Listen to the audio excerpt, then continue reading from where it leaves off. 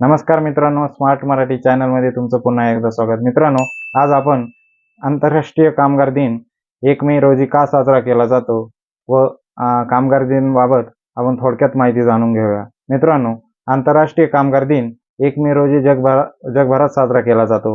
याला कामगार दिन किंवा लेबर डे असेही म्हणतात. मात्र अनेक देशामध्ये वेगवेगळ्या दिवशी साजरा केला जातो. हा दिवस साजरा करण्यामागचा उद्देश लोकांचा मजूर आणि त्यांच्या समस्याची जाणीव करून देणे हा आहे. मित्रांनो, 135 वर्षापूर्वी अमेरिकेत या दिवसाची सुरुवात झाली.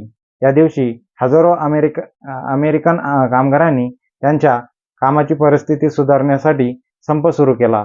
त्यांच्या कामाचा वेळ 15 तासावरून 8 तासावर आणायचा होता. यासाठी लोकांना खूप संघर्ष करावा लागला. शेवटी त्यांना यश मिळाले. तेव्हापासून 1 मे हा दिवस केवळ कामगार क्रांतीच्या यशासाठीच नव्हे, तर जगभरातील कामगारांच्या हितासाठी आणि सन्मानासाठी साजरा केला जाऊ लागला. कामगार दिन साजरा करण्यामागचे कारण म्हणजे 1 मे 1886 पासून अमेरिकेत सुरू झालेली निदर्शने.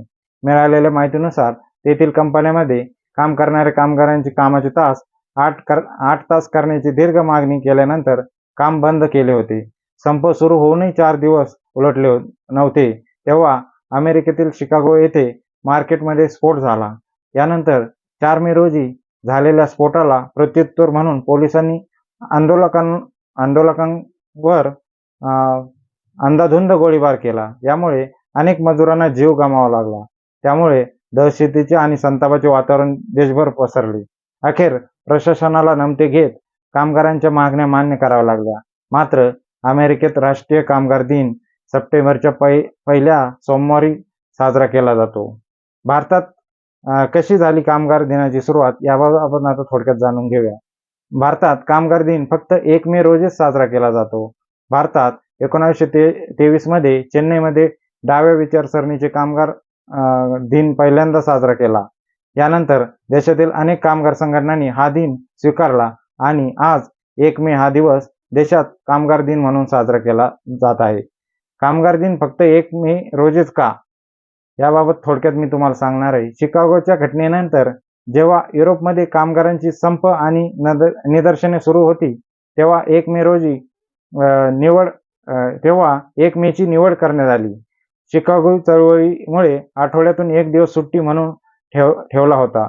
त्याच वेळी या चळवळीनंतर 1 मे 1890 हा युरोप आणि अमेरिकेतील व्यापक निदर्शनासाठी पहिला दिवस निवडला गेला. हळूहळू जेव्हा कामगारांची कोणतेही मोठे आंदोलन किंवा संपाचे आयोजन करावे लागले तेव्हा 1 मे रोजीच आयोजित केले जाऊ लागले. आजही जगातील अनेक देशांमध्ये 1 मे हा दिवस कामगारांसाठी सुट्टीचा दिवस आहे. कॅनडामध्ये 1894 पासून सप्टेंबरच्या पहिल्या सोमवारी कामगार दिन साजरा केला जातो.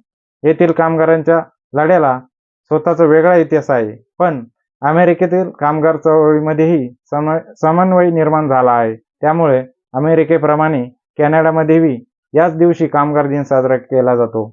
या दिवशी कॅनडामध्ये सुट्टी असते. ज्या देशामध्ये कामगार दिन साजरा केला जात नाही त्यात काही आफ्रिका आणि आखाती देश आहे. मंगोलिया यांचाही समावेश होतो.